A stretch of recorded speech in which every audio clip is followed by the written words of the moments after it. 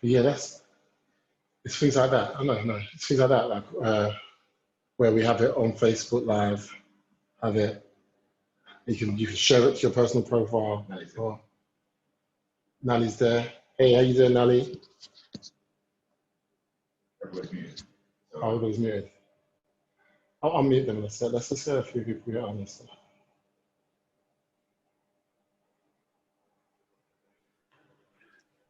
Hello guys, how you doing? How you doing, Nali? You all right? Yeah, good mate, thank you. You enjoying the weather? Not at the moment, no. Is it not good? Nah, it's been raining since yesterday. Let me show you my view. Show off now, innit?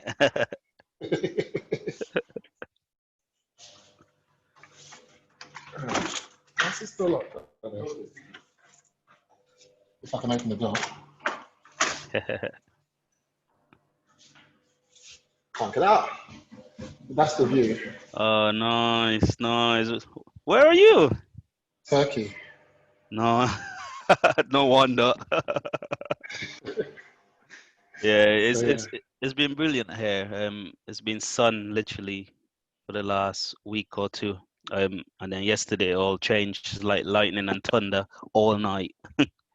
I had my phone, so his missus, my business partner's missus, sent us a video of Yeah. their garden, and they had some steps, and it was like a waterfall coming down this. It's like it's like they had a water feature. I was like, crazy. That's really nice. Well, enjoy it out there, man. Yeah, we're back on. We're supposed to be back today, but we just extended till Tuesday. Nice. Because we've been working all week, and we thought it'd be nice to just have the weekend off and actually, of course, experience the place properly. So yeah, we're gonna go and do some shopping and stuff, and yeah, it should be nice. It should be nice. Yeah, all well, right, so remember us when you're shopping, yeah. I will. I'll think of you. So should we meet it up and then just get and I'll get started? yeah. All right, cool. Let's go in.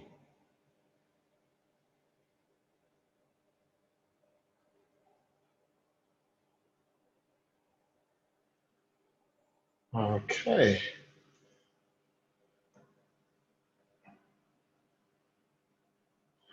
Okay, so for the purposes of live and the written, this is going to be live and recording. This is which is our first Zoom call for CCS property management and property sourcing secrets. So, woo woo. So, yeah, the reason for this is what we wanted to do is we've been speaking with a lot of the customers, a lot of the clients who we're working with, and we wanted to just go through some of the different things that we've seen come up in regards to issues and challenges that certain members are having in relation to negotiating deals with landlords and stuff like that. So this is the kind of agenda that it'll be. What we're going to do is give a little bit of an origin story of how me and my business partner Malachi sort of came together, how it all sort of started, and what brought us up to this point. In addition to that, we're gonna go through some different things around like what we're spending currently on ads and what the plan is moving forward to really make sure that you guys have always got leads every single day to go out there and start working and putting deals together. In addition to that, we're going to look at the deal structure and actually working with landlords and what things you should be looking at, understanding things like MMV, understanding the numbers, looking at what other options there are. Like obviously you've got things like, you've got your landlord letters, you've got working with estate agents, the yield that sort of comes from those things, and the difference in between what we do and what that is. And just so that you're sort of obviously aware of those types of things. I've got somebody on Facebook Messenger saying to me, where's the link for the Zoom call? That is Olivia. Yeah. And yeah, so then we're going to look at the question. We're going to look at the questionnaire, the fact find, and what we actually go through with the landlord, so you can know what it is that we talk about. Some of you members took up the actual recordings as well. So I had a very interesting one of our clients, Andy. He was listening to the recordings and he was sending me WhatsApp messages saying, oh my gosh, you're so funny on the calls, the way that you are and stuff like that. But then he was saying it really did help him have that, listen to that call. And then when he was phoning to book viewings, he was able to sort of reference certain things that were said and stuff like that. And it instantly made it very easy to build that rapport with the landlord. So I don't, from what I know, from what people have said to me, I don't know there's any other company that is offering this level of insight into into the lead. So that should be interesting as well. We're going to walk through the brochure. What else have we got here? We've got a ton of things here. I don't even think we're going to get through all of this stuff. We're going to run for about an hour. So I don't think we're going to get through everything. We've got a lot of stuff to go through. We're going to talk through about your ability to be able to sell back the leads to us once they've been fully packaged and so on and so forth. And we've got investors, even potentially our own selves. We might even take on certain deals and stuff like that. Also, there's a lot of members where like they're concerned about like, oh, what if the refurb is going to cost me like $3 or $4 grand and I don't have that money to put out there? Like, we're going to talk about what options and different things you can do for that, whether it be working with us or working with like preferred investors. Talk about some up and coming training in relation to rent to rent, group mentoring, what is going to be happening moving forward, like with these weekly calls or bi-weekly. We're going to talk about the difference between single let and multi-let and how everybody seems to want to go with the multi-let HMO strategy. And there's nothing wrong with that. It's just there are bigger yields, but they could be leaving money on the table with not like by completely just disregarding single let opportunities where they could still have an extra £300 to £500 a month coming in on a single let. So we're going to talk about that. We're going to talk about our experiences with that and my personal experience with that. In relation to MMV, management, maintenance and voids, we're going to talk about a couple of properties that I've got and how I've looked through the actual numbers and how this is so close to what it should be. And what your job is to really make the landlord understand that there is going to be a management cost, there is going to be a maintenance cost, and there are typically voids, and it's fair to say a 1 month void is fair on a yearly basis. So we're going to talk about that and how you have landlords truly understand that, and then also other options of where if you can add additional value to a property without, and then what you can do is you can get closer to the market rate rent that the landlord may want. So it's looking at properties and looking at where that can occur, and really being frank and real with a landlord, because in some cases they think that this stuff is magic, that you're just going to magically be able to just guarantee their rent and stuff like that, and that's not how it works. So just understanding that. A lot of questions from members' questions. We've got things like they ask questions around what about saturation of leads? Yeah, so we're going to look at how we stop that happening, and yeah, so let's get started. All right, so first off, obviously my name is Mark Sams. My business partner's name is Malachi Kelly, and we run this company called CCS Property Management. And I guess how that all came about, it takes you back a good few years. Like I met my business partner now, oh gosh, huh? 13 years ago? About 12, 13 years ago, yeah. So we actually met at a advertising agency called, I don't want to give them props, but an advertising agency that we used to work at, where we used to sell advertising for them, like pay-per-click advertising. And I remember I walked in there and we started chatting and we got on really well. And then from that, we sort of stayed, we had a really good connection. Probably one of the only people that I've worked with where I've that connection, that relationship has sort of continued on and on and on.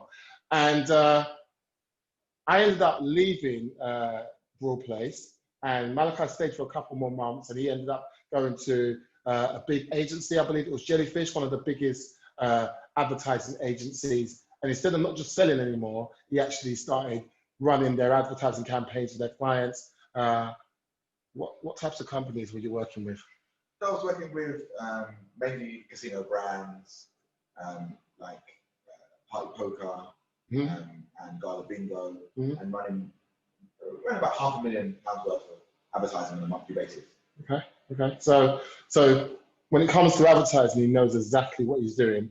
Okay. So yeah. So he went off and did that, and then I went off and I was looking for something. I was looking for like, how do I sort of like get out of the job, the 9 to 5 sort of thing, and how do I change my life?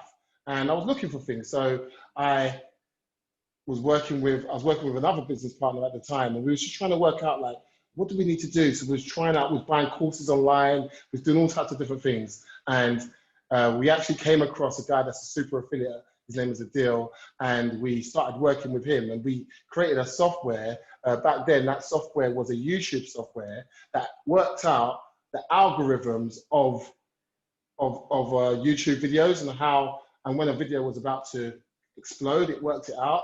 And that software done really well. But then what happened was we was running that for about a year and a half, and we made some really good money with it. But what actually happened was that YouTube cottoned on to what we was doing, and they sent us like a cease to exist, and we had to basically shut that business down. And they stopped giving us access to their platform, and that business went under overnight. Like we just lost a business that was being really successful, and that then sort of led to a bit of a spiral of me not having any new money coming in, living off of what we had, and then got to the point of where I had to actually go and start signing on, and I was embarking job center. I had to start signing on, and I had this idea for a new software, and it was a marketing software, and I can't code. I understand the basics of coding, but I can't code. So what I did is I got the right people around me, and I started talking about the idea, and then I was able to create this software. The software is called Ninja Outreach. It was an influencer marketing software, and we opened that up in 2014.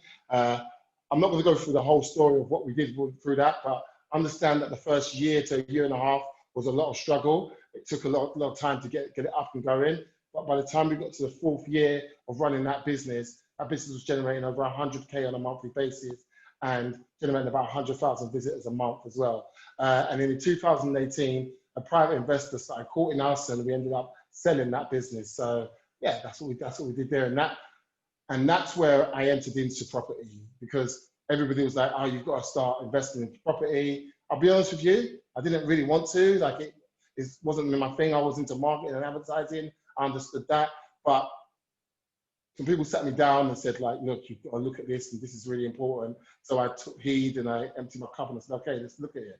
And my first property project was where I bought a property up in Bradford. It was worth 136,000, around that amount. I got it for 100K, probably 103 and 4 with solicitor fees. And we bought that outright, and then we refinanced it about 8 months later. And that was what my first entry into property. Yeah, so yeah, that's what got me into property. And then once I'd done that, then what happened was that I started to notice other people in property, my friends and stuff like that. And the biggest problem that people had was the fact that they couldn't get consistent enough leads, working with landlords, working with sellers consistently. And their thing to me was, well, what can we do? Like, you're supposed to be this big marketer, like, what can we do? Now, I've told you sort of a side.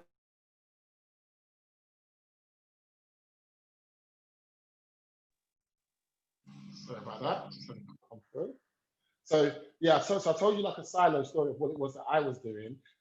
Alongside that, while I was doing that, Malachi was working at an agent. He was working at agencies. He worked for a casino company, a casino brand, and he was really getting a deep skill set in paying for advertising and getting advertising to convert. So for every pound that he was spending, making anything from £3 to sometimes even £10 back on a pound spend.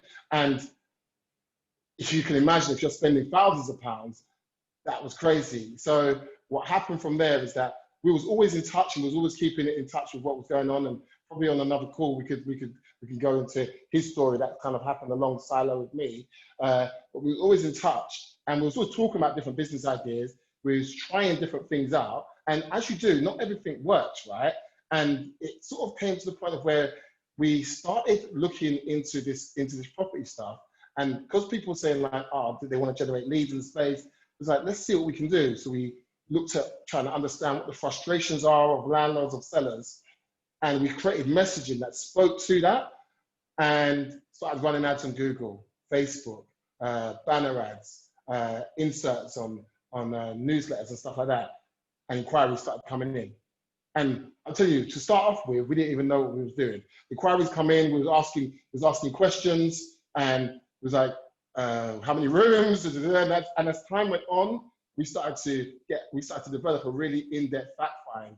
And maybe we can look into the fact find and go through some of those questions that we asked. So actually, let me just, I don't think there's no need to show it, because I can just talk through it, yeah?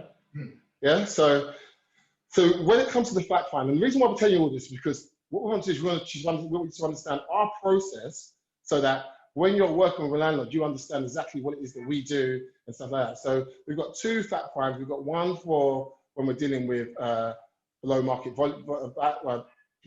value properties, or people that want to sell their property fast.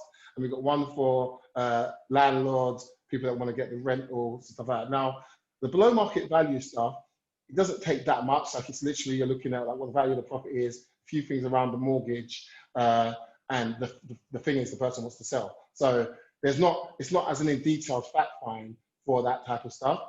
So and the key thing they're really doing there is we call it the black swan. We're trying to identify what the black swan is, what the real issue is, what the real distressed issue is, so that we can record that and have that down for our investors and for our sources, so that that's what they can obviously leverage on in relation to, and when I say leverage on, ethically leverage on in relation to being able to get the best deal, make it a win-win situation where you solve their problem of needing a sale very quickly, and also you get a win-win from being able to get that property at a below market value. So that's what we do from that point of view. Now, what we do with the landlords that want their property managed, or they may be interested in lease options, is a bit more in depth, because there's more things you need to know about that to be able to offer and rent guarantee to somebody. So the first thing that we do is that we let the landlord know that the call that we're on is being recorded.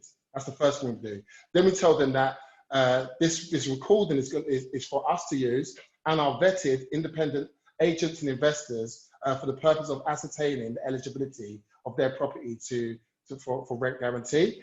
Now, once we've done that, what that's doing is that when we get them to agree that that's okay, and then that allows us to be able to then go on and pass that information to our vetted independent agents and investors as well, so that they can listen to that and use that to help them obviously best serve those landlords. Okay, and once we've said that, we say it's okay, you want to begin, and then we'll go into some different things. So the key things that we're looking at is obviously what the postcode of the area, the location. We're looking at property type. We're looking at things like how many bedrooms, how many bathrooms, are we looking at en suites? Are we looking at which ones are communal, how many are communal, what the size of the bedrooms are. It might be a 4-bedroom house, but it might be 3 double bedrooms and 1 single bedroom. That makes a difference. You need to know what that is. What's the condition of the property? Is it furnished, partly furnished, unfurnished? We're looking at what additional space does the property have. Now, this is obviously key, because you want to know, is there room to add value to this property? Does it have 2 receptions? Can we build an extension into the loft? Can we build something onto the side of the property? Like, what are the opportunities? So there's questions that I'm asking on there. Obviously, things like parking, what the current gross rent is, like the market rent that the tenant would be paying. Who's currently managing the property? Is it themselves? Is it being managed by a letting agent or an estate agent? And typically what we're finding is, for the landlord that we're speaking to, in most cases, it's not being managed by anybody. It's actually something that they're just doing themselves. Also, it's not listed anywhere. It's not listed on Rightmove. It's not listed on Open Rent or Zoopla or anything like that. And that being the case means that this is off-market property, which just means that it's super hot, because if they're speaking to us first, they're going to be speaking to other companies as well. So your ability to be able to go out there and speak to these people. Like when they come in, when you see them on the database, one thing I say to people, and I find it a little bit annoying, but one thing I say to people is that look every day and see what stuff is coming in and get out and get out as quick as possible. Because if you see it, that it's come out today, there's a chance that I literally spoke to that a few hours ago and somebody in my team has put that up. The longest that it will be would be 12 hours from the date that I've spoken to that person. There's a recording there. So get on it straight away, because that person is waiting for you to reach out to them versus you waiting on them to contact you back from a letter or waiting on a estate agent to maybe work with you, if you know what I mean. And don't get me wrong, I understand those things work as well, because I know plenty of people that are making that work as well. It's just a different approach. And so make sure that you are getting over to those people, you're speaking to them, because as I say, the majority of the leads that will come in, and it will be marked on the sheet as well, they're off market, they're not yet on any websites or stuff like that, yeah? So you want to be the first person to be putting them on websites for tenants or to sell, or actually not to sell, because obviously you're going to be using your investors for stuff like that. But you want to be the first person to be getting hold of those opportunities and working them. We also ask questions around maintenance. Now, maintenance was a funny one, because when we first started asking questions around maintenance, I would ask the question, so how much do you spend on maintenance over the last 3 years? And the landlord would always say, not much. No. Over the last, maybe 500, 50 quid. And I'd be like, in 3 years you spent 50 quid, so there's a lot to do now then. Oh, no, not really, nothing much to do. And what I had to learn to do is I had to learn to ask better questions. So in fact, it was my business partner, I was talking to my business partner about it, and I remember him saying to me, well, maybe what you should do is say, when was the last time you had to replace such and such? And they'll be like, oh, yeah, I replaced the washing machine. Yeah, well, that's maintenance. That's something you have to maintain. Yeah, so I replaced the washing machine a year ago. Replaced the boiler this time ago. Had to get new carpets in when we had a tenant changeover. Done the paint work. And every time I was asking those questions, I was saying, how much was that? How much was that? How much was that? And I'm there taking note on how much that is. And then I'm like, okay, so your maintenance has actually been this much. And in a lot of cases, landlords don't realize how much it is that they're actually spending on maintenance over a period of time, because it's very ad hoc, or if it's being managed for them, it's automatically just getting siphoned out of their rent anyway, and they're just accepting it. So they're not connected to what it is that they're actually spending from a maintenance point of view. And the reason I'm telling you these things is because this is the key ingredients to being able to negotiate better yields on your rent when you're offering the landlord true net rental income. It's super important to be able to understand this. You've got to get this right. So, because otherwise it's not going to make sense to them. But if you can be like, well, you spent this on this, you spent this on this, you spent that on that. That's what this is costing. If you want us to be able to manage that and cover up to this amount on a monthly basis, then we're going to need, this is why we need to take this out of the rent. So just be aware. So as I say, one of the things we're focused on is really digging into what they're spending on maintenance, right? We also look at like what other bills are the bills included. Now, typically that's only going to be on multi-lets where the bills included. So single let, in most cases, there's no bills included. We look at what other additional costs are there, like anything that maybe hasn't been mentioned, like maybe insurances and stuff like that. Even though it may not be relevant to us, it's good to just know what else is going on and what other factors are involved in that property, right? We ask about preference. Now, if they understand what true rent guarantee is, they typically don't care. They're just like, well, we don't care if it's a student, professional housing. But some people do have a preference. So we do ask about what their preference is, whether it's students, professionals, or housing benefits, or local housing authority. And then that sort of gets that in place, and we'll put down, if it's all of them, we'll put down all of them. If it's just one or two of them, we'll put that into the sheet, and you'll see that. Plus, it'll be on the recording also. Typically, from what's happened in that conversation, we already know whether it's run as a multi-let or single let, and you get the inkling as well of certain landlords that are doing things that they shouldn't be doing in regards to running their property as a multi-let, but it isn't actually officially supposed to be run like that. So you get from the recording, you'll see like where they're like, oh yeah, but, and you sort of understand that, okay, really you should be doing this, but we ask the questions so we can work it out. Now, if it is officially being run as a multi-let and and it's over the sort of, for that area specific on where they need a HMO license, then we're asking about, do they have the license? When was it? When was it bought? When is it up for renewal? So that we're aware of that, because obviously you want to know whether you need to be buying that as part of your 36-month or 5-year term that you're going to have with them, so you can factor that into your numbers.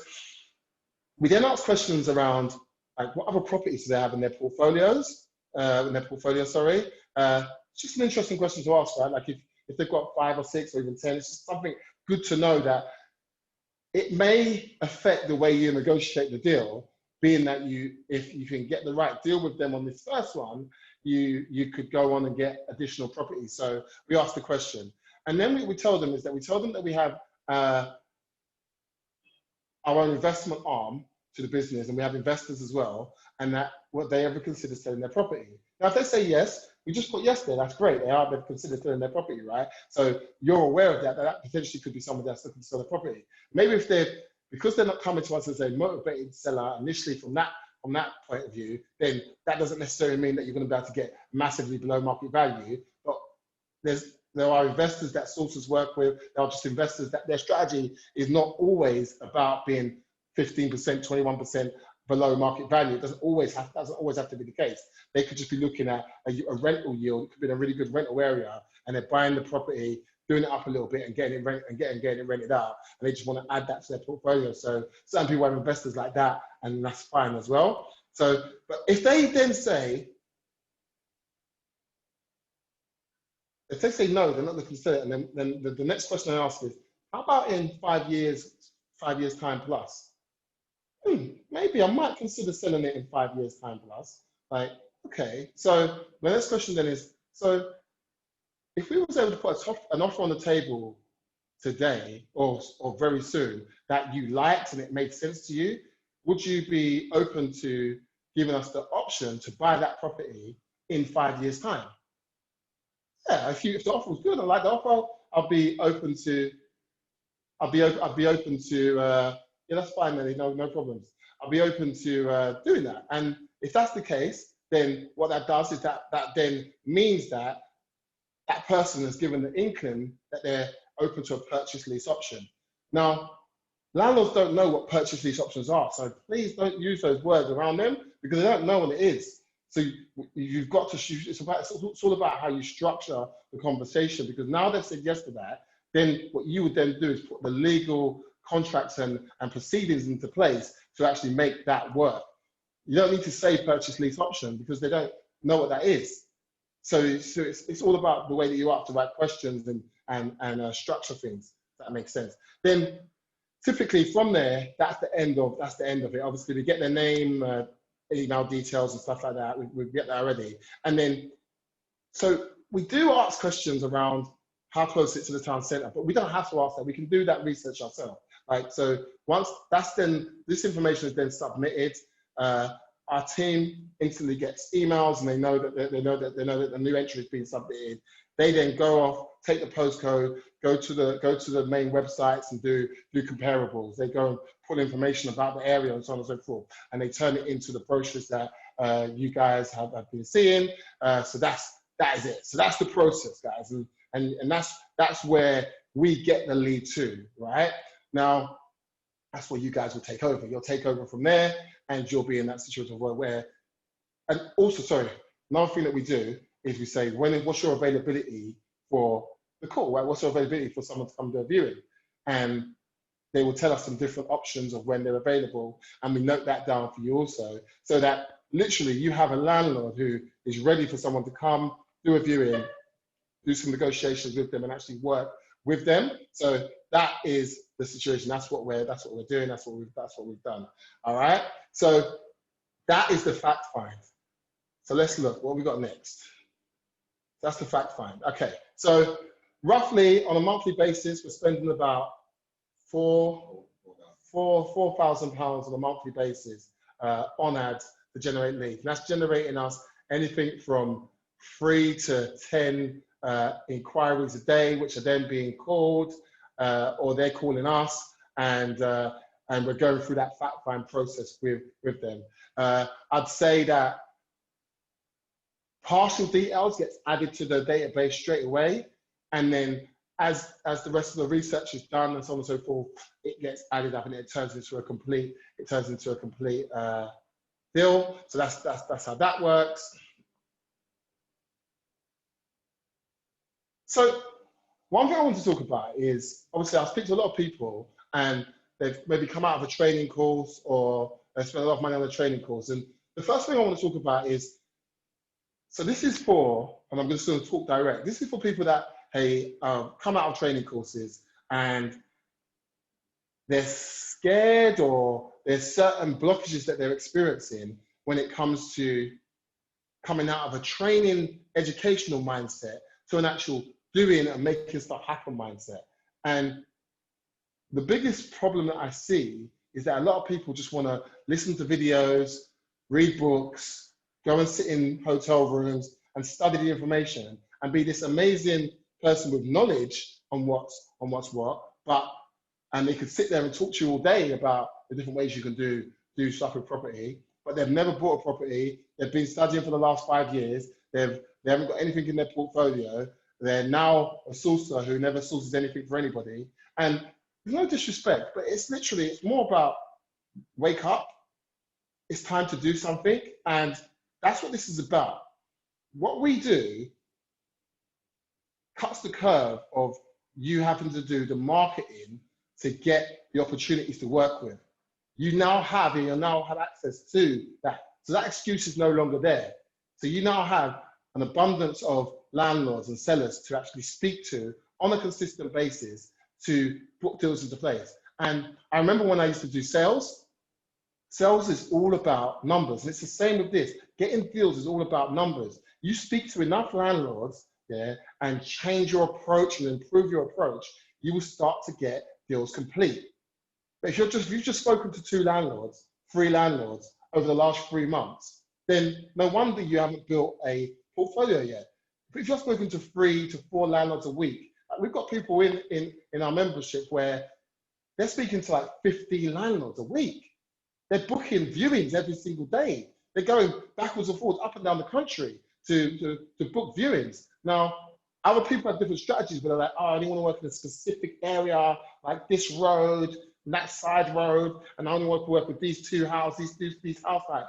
And don't get me wrong, it's fine to have your strategy, but what that means is you're limiting your opportunities. So make sure that you try not to do that. Try to be a bit more open to what it is that you'll work with, so that you've got more opportunities to work on to be able to generate revenue and income into your business, right? So look at that.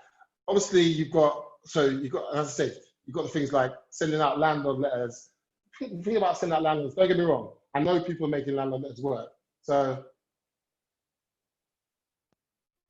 there's nothing wrong from that point of view. Like if you're making a landlord letters work, there's nothing wrong from that point of view. The only problem is that out of all the people that I speak to, I'd say maybe 1% is making landlord letters work. So what about the other 99% of people? Or when they're doing it, it's becoming quite expensive. And again, for what we charge at the moment, it's only 150 quid. Like if you've been looking at the emails, you know that's going to be going up to £600 a month very soon. So what we charge at 150 quid, like it's pennies in compared to what you have to spend to get the marketing. So focus on things that are actually going to get you the quickest leverage. I'm not saying not to do landlord leads, like do it in conjunction with, work with estate agents in conjunction with doing this. As I said to you, a lot of our stuff is off market. It's before it's even touched on the big websites, before it's even worked with the landlords and stuff like that. So be aware of that. That's super important. Walk through the database and brochure. I'll go through that in a minute. Where are we on time? Halfway through. Okay. So let me think about making sure that I get the best stuff out to you guys in this session. Okay. So I think I should talk about MMV. I spoke about it briefly just now, but I want to put a bit of attention into this because this is the crux. This is what makes your stuff work, right? So MMV is management, maintenance and void periods. And basically what it means is that if you've got a rental property where the gross rent is £2,000 a month, it's what you would offer the landlord as their net rental revenue, right? So the best way for me to explain this is to use one of my own properties as an example. So when I first heard this concept, I didn't get it. I was like, why would I pay out so much money to someone else to manage my property and give me rent guarantee? Like, why would I do that? That's ridiculous. I'm not doing that. No. And so if that's what I was first of all thinking there, that is what all of your landlords are thinking when you put your offers out to them. And if you don't explain the reasoning behind your offer, you'll get no deals. You have to make it be a logical decision that landlord says, oh, okay, that makes sense. So the way to do that, so let's look at my property. Okay, so my property is up in Bradford. The rental yield is not as much as the ones that you get in London, but I think it's like £570 a month for rent, right? Now, I've got a management company that manages that property, and they take, I believe it's 10% plus tax. I'm looking at 12% they take off of that 575. I can't remember exactly how much that is. I haven't got it up in front of me right now, but they take off 12% all in. Then there's maintenance. Now, maintenance just basically comes out of my rent anyway. So when we're looking at maintenance, that just comes out of my rent. Now, what I did is I think I've got like 2 years worth of my statements that they send me every month. And I literally added up every piece of maintenance that I had to pay for, from a leaky sink to like a double glazing door handle breaking, like something wrong with the skirting board, to plug sockets, certificates that I have to get, gas things that you have to pay for. I added it all up. And over a period of, over a period of 3 years, it worked out. Some months it would be like, I think it was just over 10%. I'm sorry, 1 year it was just over 10%. Another year it was like 9 point something. But averagely it works out about 10%. So to say 10% for maintenance actually makes sense. It's roughly around 10% as a maintenance be able to cover that much worth of maintenance on a monthly basis. So you've got to be able, that's why we take so much time when we're speaking to the landlord to really dig into what they've spent on maintenance over the last year, because what this does is builds the case for what their true net rental income is after all their expenses. Now, then we look at like how many tenant changeovers have they had like in the last 3 years. And I had 2 tenant changeovers in the last 3 years. So to say one a year, it's quite a reasonable allowance to say that. And then you divide that month, 1 month worth of void over a year. So it works out about, with management, maintenance, it works out about just 28 to 30%, about 20 to 30% that would come off of the gross rent, yeah? And the only way that somebody is gonna even consider that is if you're able to explain that from a logical point of view, and you're able to give them examples of where that is and actually have them see that that is the case. Because if you can't, then what will happen is they'll just look at it and be like, well, I don't spend that much on maintenance. So I'll manage the maintenance myself. Well, I've never had those amount of voids, so I'll do that myself. And so it's your job to really make them see that that's the case. Now, they may not have that much in maintenance, maybe that year, but over a 3-year period, if they haven't, what that then leads to, well, maybe that property, there's some wear and tear there that hasn't been sort of looked at. And that's what you're going to find on your viewings. That's where you're going to be on your viewings, and you're going to look at the things that they would just be like, oh, that's all right. And you'll be like, well, really, to get the top level rent for this place, we need this done, that little crack there can't stay there anymore. This has to get fixed, that has to get fixed. And it's super important that you're focused on that, because that's how you're going to get the best yield from the landlord. And for them to just understand, you know what, this is what my actual net revenue is anyway. So to be able to have a stress-free net rental revenue and let somebody else manage that, I understand now why that much is coming out. And that's the key thing. I believe that's really important for you to be able to get that across. So yeah. Let's have a look what we got. Jump into database and brochure. Database and the brochure. So I think if you share your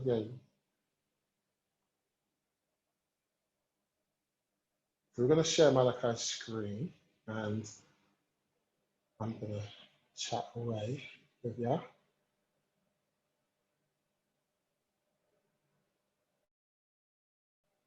Is this helpful, guys? Like, let me know if this is useful. Drop any questions in. Let me know.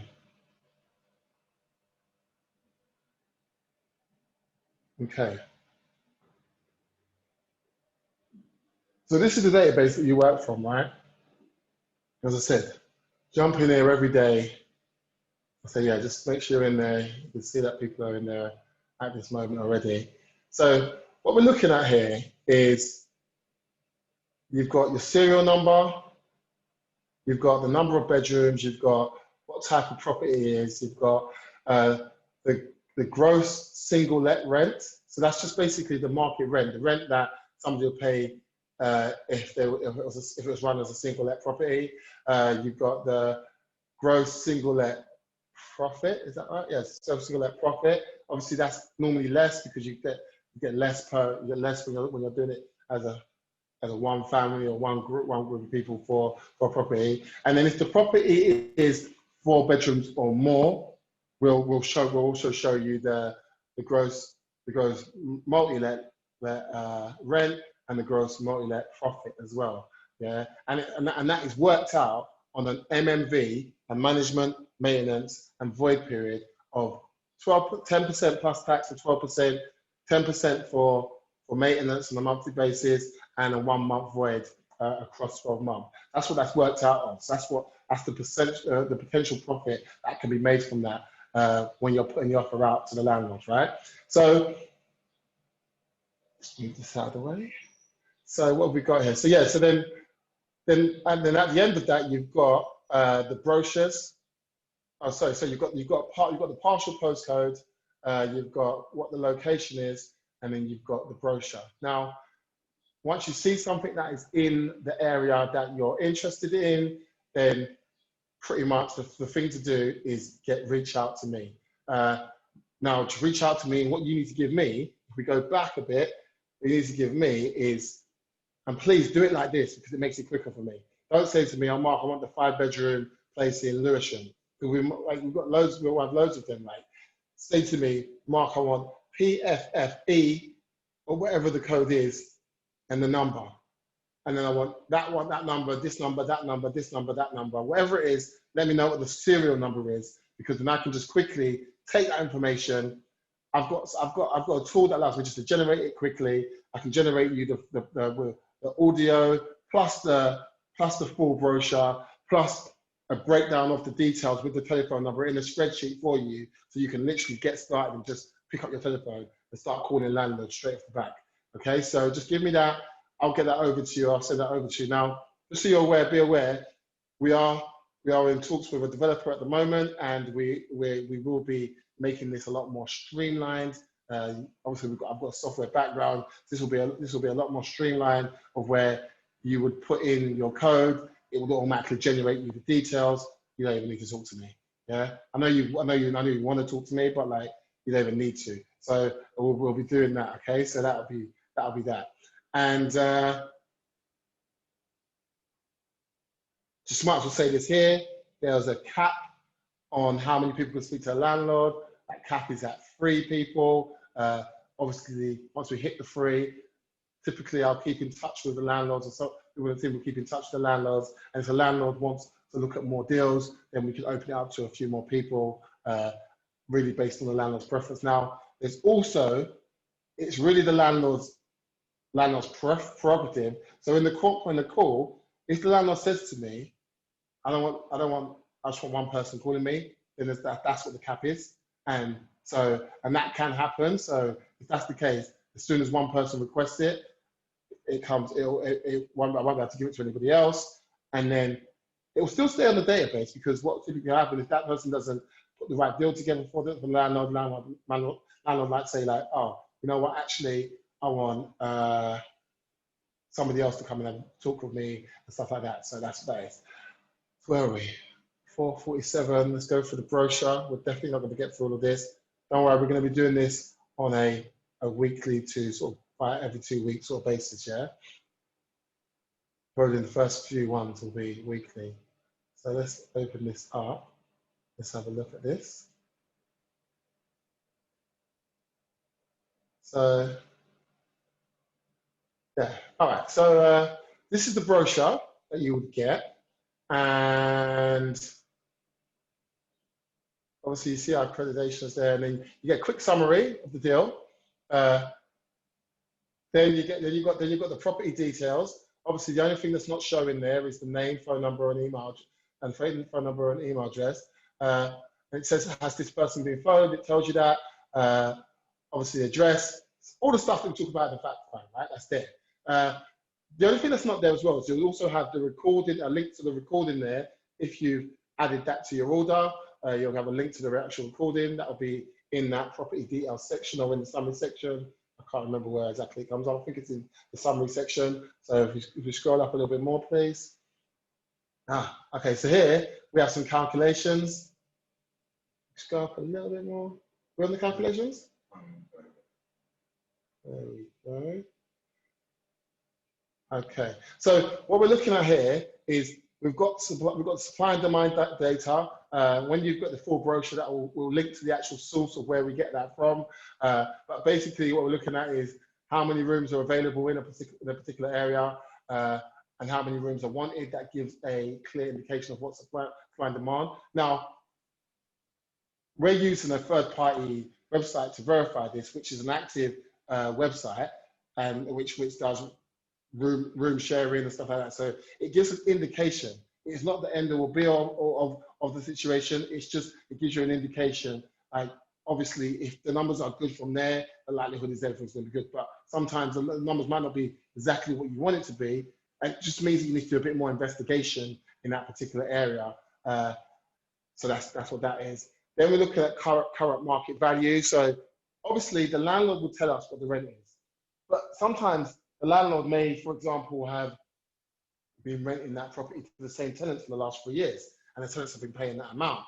The marketplace could have changed, and that amount to go out to the market fresh is no longer available. It could have gone down, or it may have gone up, yeah, but it could potentially be different. So based on that, what we do is we validate that by just simply we look at three comparable properties in the area as close to the landlord's property postcode as possible, and we look at like what the rentals are in that area, and then we average that out across the board.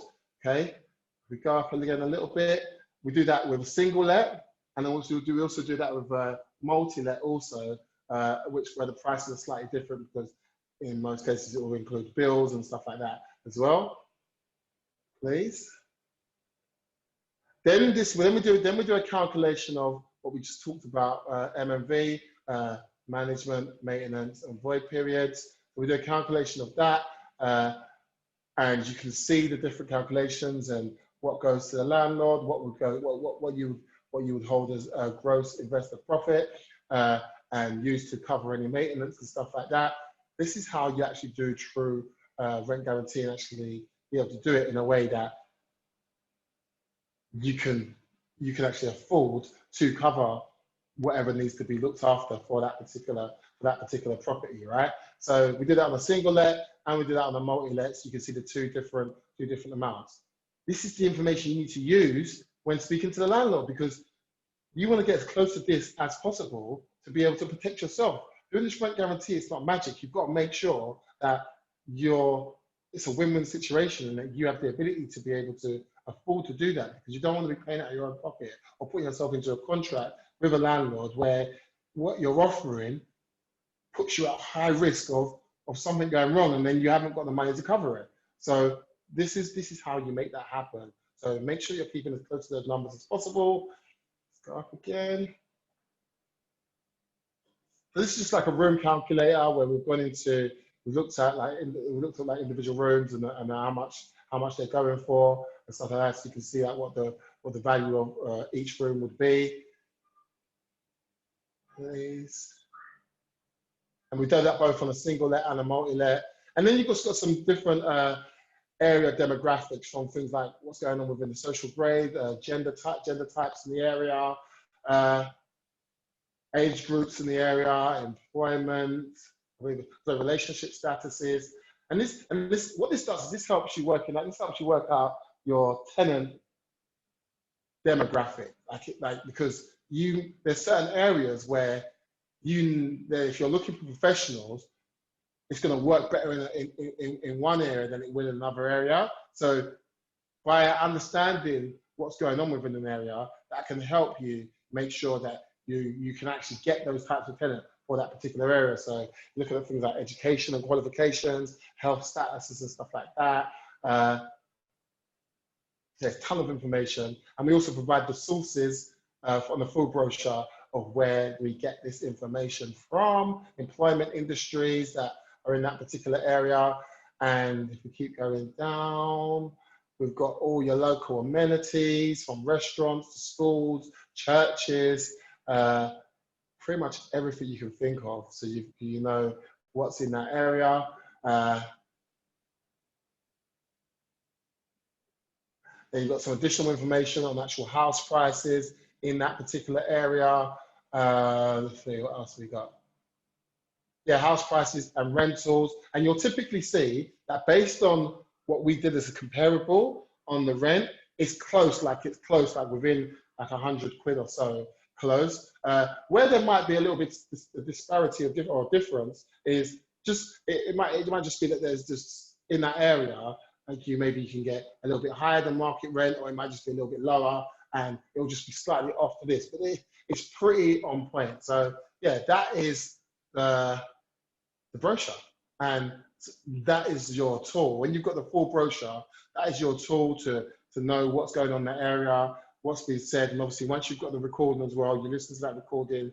Typically the recording takes no more than 10 to 15 minutes. Sometimes it's a bit longer depending on the landlord that I'm speaking to. So yeah, that's that. Now, obviously once you go in, you negotiate a deal and you set a deal and then you get an agreement for a deal. You may then say to yourself, you know what, if this, now you've got the agreement, you want to maybe capitalize on that deal straight away. So instead of going ahead and running that deal yourself, you could actually sell that deal back to us or back to our community. So you could come back and say like, okay, so I had that particular deal. I've now got the agreement with the landlord. The landlord has signed on the dotted line that they're going to agree to this rent, and this is what the margin is, and so on and so forth. And it's in the bag, ready to go.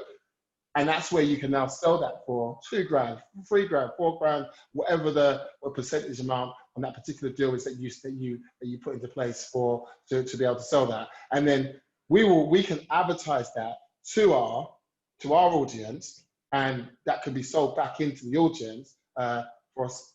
And yeah, that's something that you can do. Now, if you're selling it back into our audience, we will take a small fee on you selling it back into the audience. If you're going to sell it to your own independent person, or you've got an investor that you're selling that to, then that's yours. That's your deal. As you know, at the moment we don't charge any back end fees.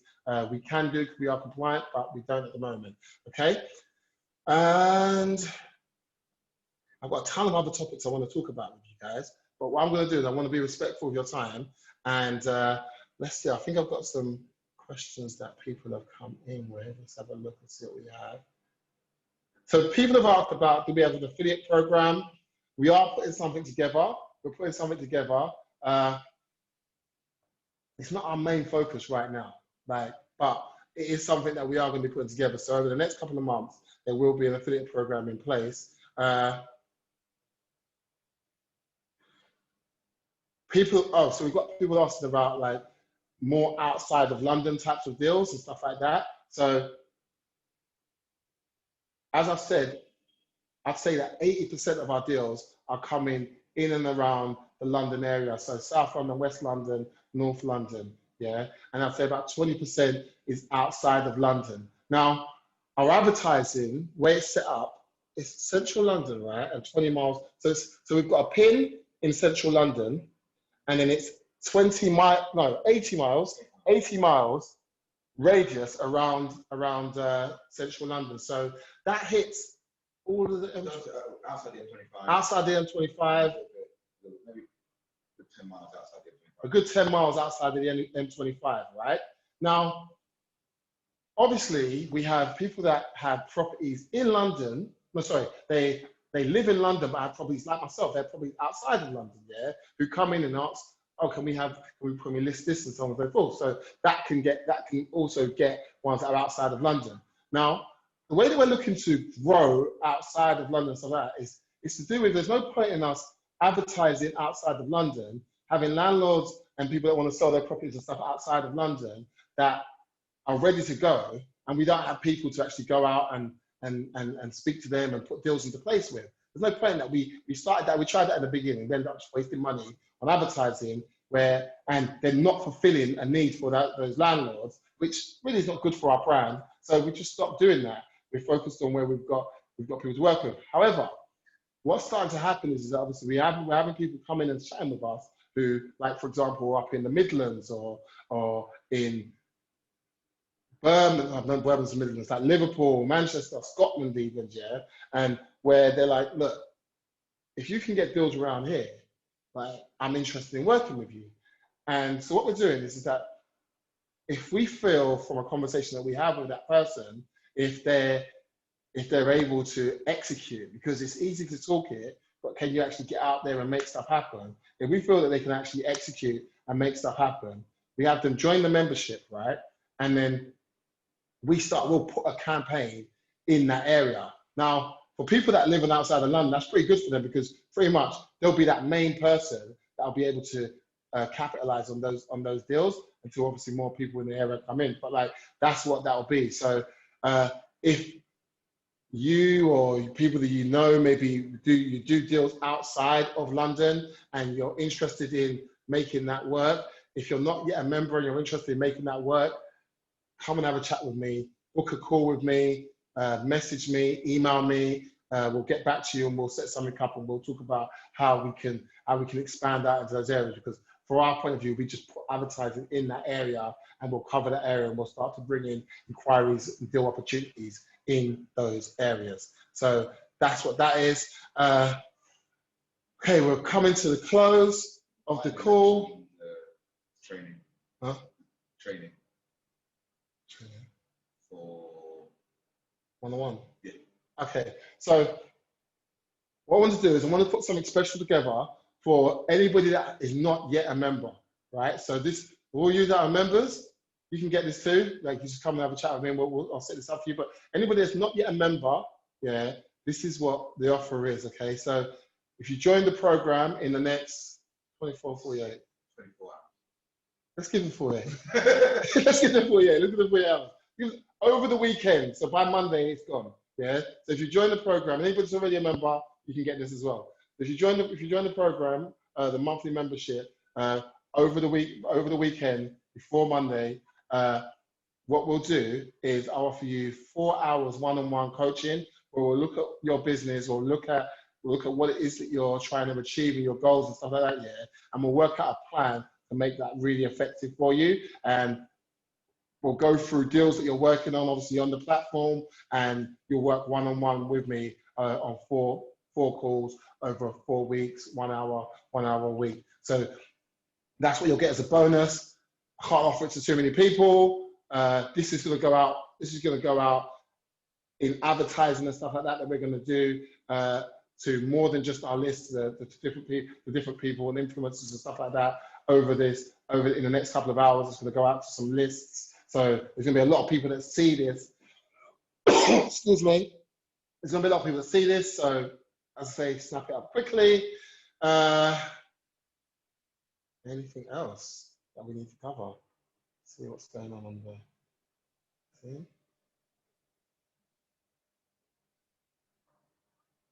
Okay, some thumbs up and stuff. Nice one. So we've got more to talk about. We've got to talk about.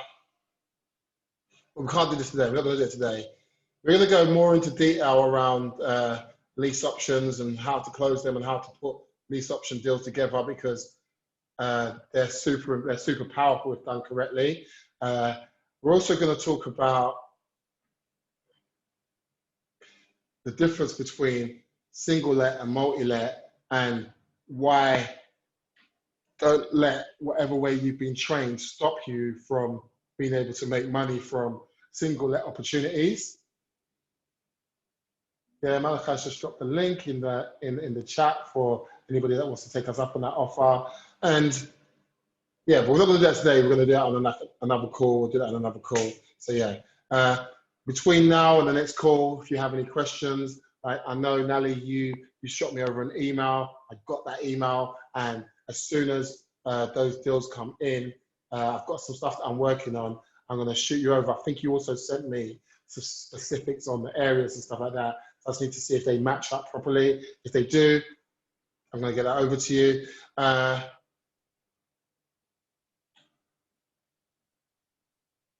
Yeah, I think that's it.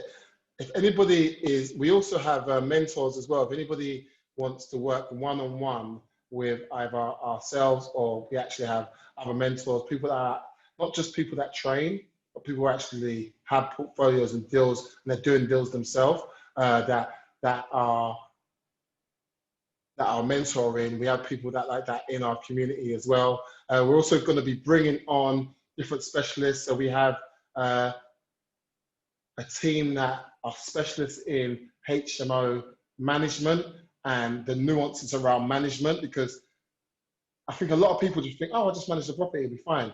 But there's little things that if you do right, it makes you look so professional to a landlord that it really makes them like, oh wow, these people really know what they're doing. And it makes it a lot easier to be able to close a deal. So we're going to have them on and have them chatting about some different things.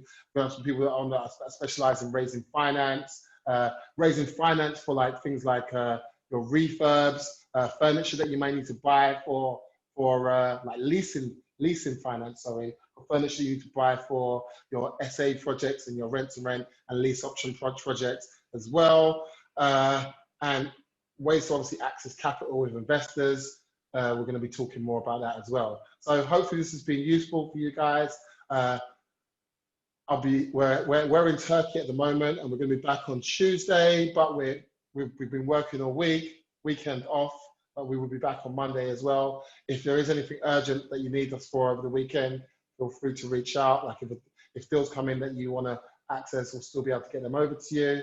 And yeah, I think that is pretty much it for today. Later, people. Bye. See ya.